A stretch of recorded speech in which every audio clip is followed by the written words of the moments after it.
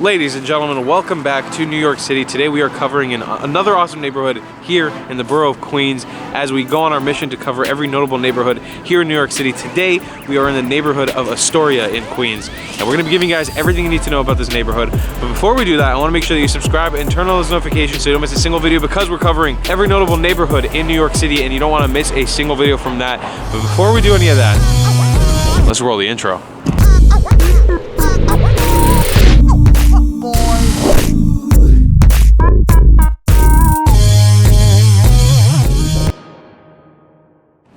Welcome, ladies and gentlemen. Today's video is coming to you thanks to a guy who actually used to live. You already know who it is. What's up, everybody? Jacob Carlson, king of the vlogs. How you doing, Jacob? I'm doing well. So the reason why Jacob's here with me is because he's actually like a local from this area. He used to live here for a very long time, right? Yeah, wouldn't call it very long, but almost 5 years. I lived in Astoria, and I consider it my original OG New York neighborhood. That's awesome. So he's gonna be touring us around a little bit today. I'm literally going in with maybe 3 or 4 spots that I actually know that I want to visit. But where are we right now? What have we come to? We're at KAUFMAN Astoria Studios, which is a movie studio here, in a production studio here in Astoria. It's considered a national landmark because it's been around for so long. There have been a ton of movies and television shows that have been shot here. I think it's really cool, but attached to it is a place I want to show you. Let's go, come on. I thought that was so. Right, so right next to the actual KAUFMAN Studios, we have the Museum of Moving Image. Jacob, tell us a little bit about it. It literally is what it says, Museum of Moving Image. So not movies, not television, although those things are included, but sometimes they also have video game exhibits. They have whatever is included in the moving image, they talk about in here, and they have exhibits about. It's amazing. They have a bunch of set pieces and props and things like old movies that were shot here. And they even have like a little movie theater that they built inside. It's really cool, really cool.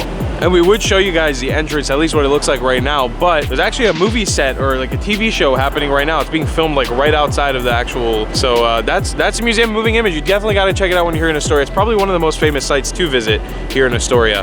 But we're gonna bounce off to our next location. So because we're starting off early here, we're gonna have breakfast at this place called Broken Bagel Coffee Company.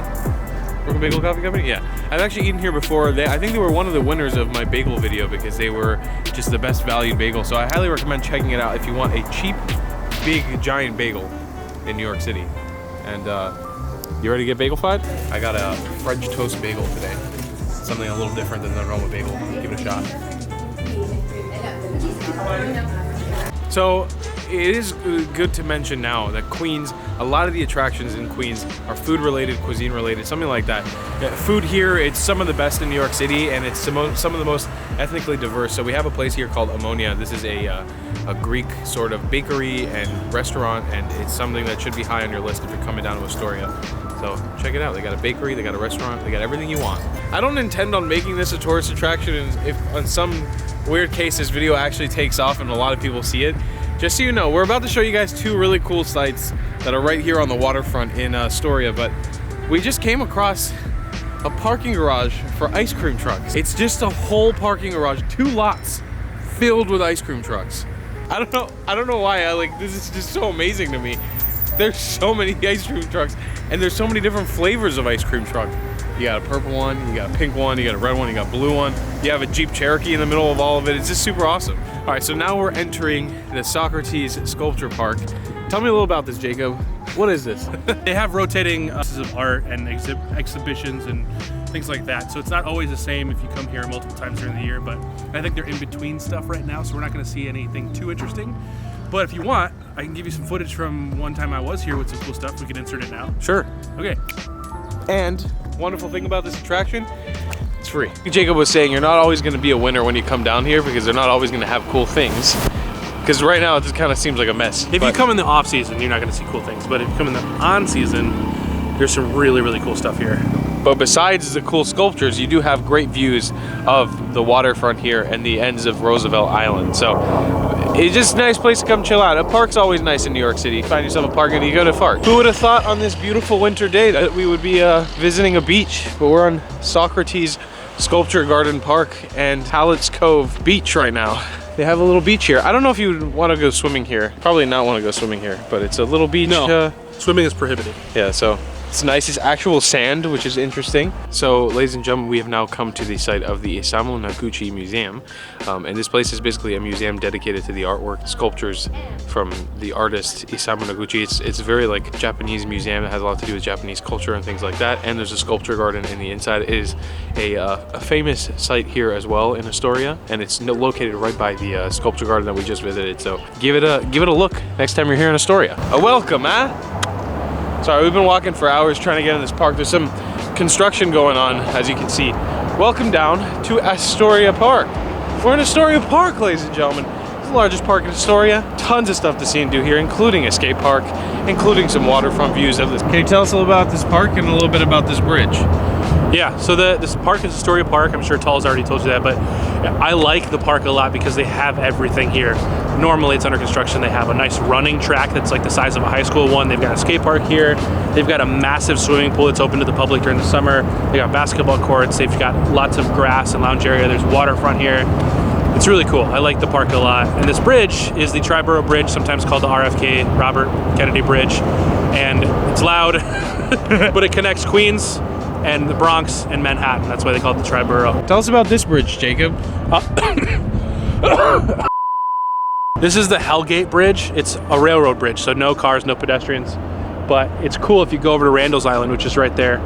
You can see through all the archways, and it makes for a really cool photo. So we've come down here in Astoria Park to kind of the beachy area. It's not really technically a way down. We just kind of climbed down over the steel bars onto a piece of wood. But it's got even better views of the city down here. And Jacob was saying this is a glass beach. What's a glass beach, Jacob? It's a beach where a bunch of old glass has gathered, and a lot of times it means that the pieces have been eroded down and washed down to little tiny pebbles, and then they, not right here, but further down, that's the case, and they tinkle when the wake comes in. It's really cool. So yeah, we're just enjoying the views down here. There's some cool little rocks and stuff. I bet in the summer, kind of walking around in this area could be really fun. Bring some sandals and flip-flops. And this is great. I love Astoria. Good. Astoria me crazy. Alrighty, so we have made it down to a place that a lot of people consider kind of the heart of Astoria. It's called DITMARS Boulevard. It's a cross-section with 31st Street. And just coming up this area, you'll see a lot of Greek restaurants, a lot of Greek Orthodox churches, a lot of Greek life in general, because that's kind of the biggest immigrant community in this part of Astoria. And it's a pretty cool area, correct, Jacob? Correct. But there's another heart, or technically another heart of Astoria, and where is that? That is Steinway Avenue. I think it's an avenue. But yeah, Steinway, it's the northern part of Steinway, which we're gonna see is like a really dense Middle Eastern area, but it's very similar to this. Lots of cool restaurants and shops and retail and that kind of stuff. So we're gonna head over there right now, but it's very similar, and it's cool nonetheless to come check it out. Once again, part of Astoria, part of Queens is a lot of ethnic backgrounds, a lot of different ethnic communities. So coming over here to check out the little Greek life, it's pretty cool. So this behind me is called TAVERNA KYCLADES. It is the most famous Greek restaurant in New York City. They've actually opened up another location because it's so famous in Manhattan, but this is the OG one, the original one here in Queens. Once again, like we mentioned, this area is super Greek, a lot of Greek life, a lot of Greek stores, a lot of Greek food, but this is the most famous Greek restaurant in New York City. So if you're here in Queens and you're looking for Greek food, it's probably your best bet to try out. All right, so we are now on Steinway, and Steinway will eventually turn into more of a mixed area, but right now in this part of Steinway, which is North Steinway, it is very much a Middle Eastern area. You're gonna have a ton of Egyptian, Lebanese, Moroccan, no matter what ethnicity from the Middle East or what country from the Middle East, you're gonna have all kinds of different foods, all kinds of different shops, grocery stores. I recommend you pop in to a sort of Middle Eastern bakery and get an Arab sweet called knafe, but it's this delicious, like sweet, rosewater filled noodly cheese dish, and Jacob just had it for his first time. It was very good. It's absolutely delicious. I highly recommend it. Tons of great food here. If you're into Middle Eastern food, this is your spot to do it. We kind of want to dub this area a name, and I was thinking Little Cairo, but it's not really appropriate. So Jacob said the Little East. Little East. Instead of the Middle East, it's just the Little East. Little Middle East. All right, so just mentioning it right now, just so you guys know and have like a visual element to kind of add to this. 28th Ave and Steinway is kind of where the Middle Eastern part ends, and it's now just going to become like a normal residential shopping district with tons of restaurants and great food. But since I've come to New York City, there's been one place that Jacob's been hyping up a bunch, and we're about to go visit it, so I'm super, super excited for that. I am so excited. I haven't had this for about a year and a half, and I used to eat it weekly because I love it so much. We are on the corner of Steinway and Broadway, right off of the Steinway R train stop. But when I first moved here, when I first moved to New York, my roommate at the time, he told me there's this really great halal truck on Steinway.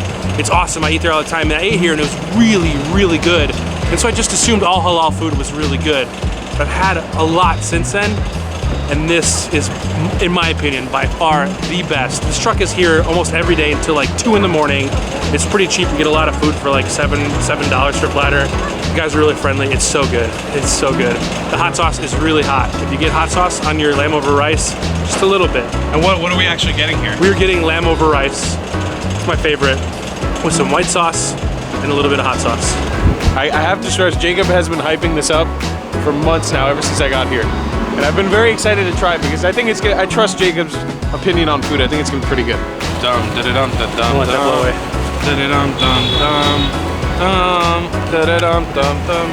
Oh, one little falafel. Yeah, and they're always really nice. They'll give you some fries and a falafel.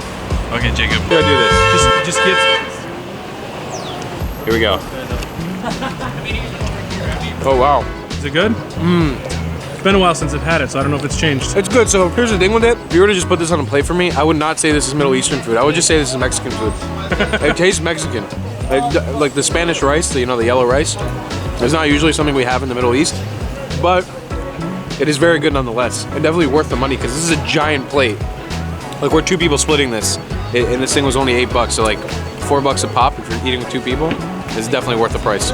Yeah, amigos, bienvenidos a Basurero. We are here by New York City's most famous Colombian restaurant. I don't know if I can back that up 100%, but it is. This is the place that all the Colombians come when Colombia's in some sort of world tournament, like the World Cup or something. This whole sidewalk, the whole street is filled with people in yellow jerseys. It's amazing. We ate here just last weekend and it was fantabulous. It was super delicious. It was a great time. And the food is a little bit expensive because it's got a little bit of a, an element to it. It's a little more themed, but it's definitely a good time to hang out in there and eat some food, and just the vibe in there is really, really cool. As well, we're going to add in the beer garden. What is it actually called? Bohemian Hall Beer Garden, I think is what it's called. Want to give us a little info about it? You got it is a Czechoslovakian social club that has a bar and a full-size, like, outdoor, huge wooden picnic table beer garden attached to it. It's really cool. Chill vibes. Doesn't feel like you're in New York City. It feels very much like a traditional, like, German beer garden. We also hung out there this past weekend, and it was a great time as well. Also, one of those places, not too expensive, good time to just hang out. And that is going to be the end of your everything you need to know about the neighborhood of Astoria. Jacob, thank you so much for taking us around and being our guide here in Astoria. My pleasure, sir. I want you guys to go make sure that you check out Jacob's channel. His name is Check Out Jacob on YouTube, and he's got a fantastic channel. He's a great guy. Thanks. So give him some love down in the description below, and thank you. Thanks. I want to remind you guys to subscribe to this YouTube channel if you haven't already, and turn on those notifications so you don't miss a single video, because we're covering every notable neighborhood here in New York City, including all of the borough of Queens and all the other boroughs of New York City. So make sure that you don't miss a single episode of that as well. If you want to support this channel, you can buy my merchandise down in the description below or on screen right now. We'll see you guys in the next one. I love you a long time, and goodbye, Clads.